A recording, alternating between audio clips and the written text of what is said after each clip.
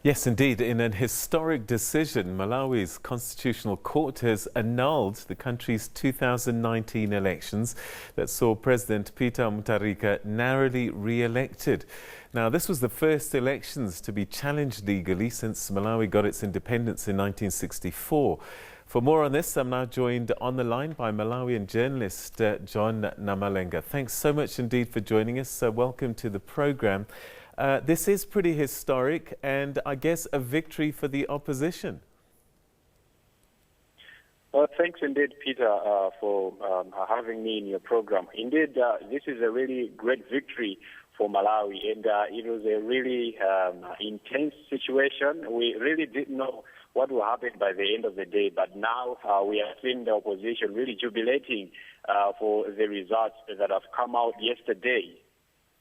It took 9 months, but I guess with the demonstrations, the protests and the pressure, the people on the ground happy that the courts listened to their voice.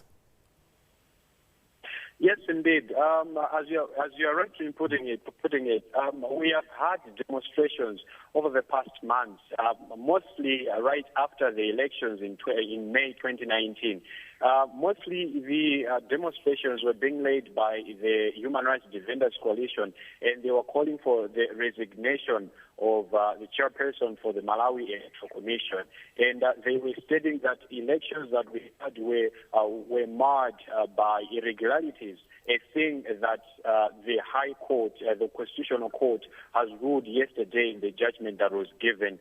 And so most voices that I've heard so far and the sentiments that are coming from the opposition political parties are that they're indeed happy with the judgment because they were looking forward to the day that their assertions would really come to a point where they would clarify that it is indeed true that the elections we had in 2019 were marred by irregularities. What were the nature of the irregularities that were brought forward? Well, there were several issues that were tackled during the judgment that was given. I should say this was a judgment that had about 500 pages, but it had to be read in a summary, and this took a really long time because it started at around 10 minutes after 9 in the morning and was concluded at 10 minutes before 8 in the evening. Wow. And the issues included the issues to do with the way the commission conducted itself in the way it ran the elections in 2019. And one issue was to do with compliance to laws that they have to follow within the system. Another issue was to do with the assertions or the issues that the opposition political parties brought before the Constitutional Court to say that these allegations, we need you to look at them because we believe that they are facts and they are those that are laid to us having elections that were marred with irregularities. And these included issues to do with bribing of monitors, giving fake signatures, and of course, the matters I'm mentioning here were thrown out by the court, but there were other issues that the court really accepted that they were true, like the forging of, or rather the commission announcing results that were not audited.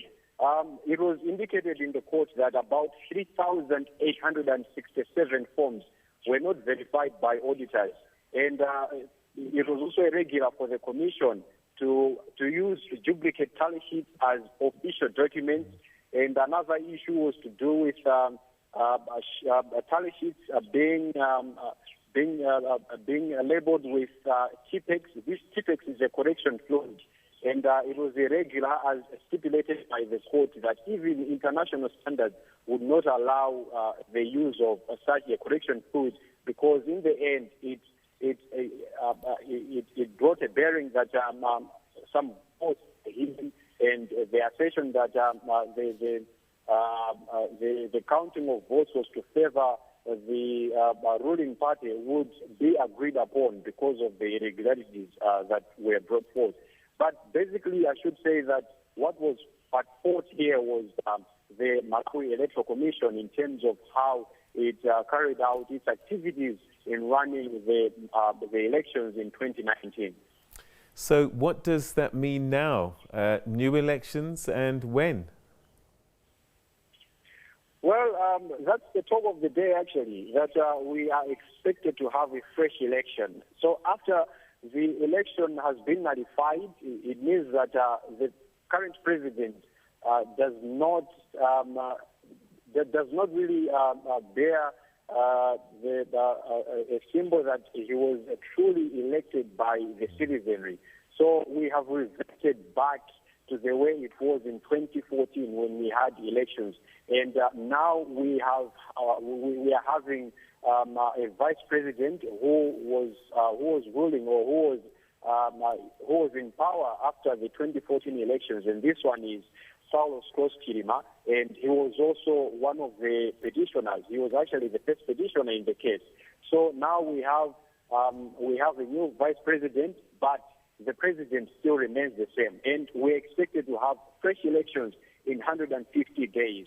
And I must also mention that there is a mandate that has been placed upon the parliament to say that laws that guide Malawi in terms of its elections, the systems, have to change, because we were using laws that only made the winner who was only first past the vote to be chosen as the president. But now we'll be using a system called the 50+1 kind of electing a leader. So the leader with a majority of votes is the one that will be recognized as the one elected as a winner during the polls.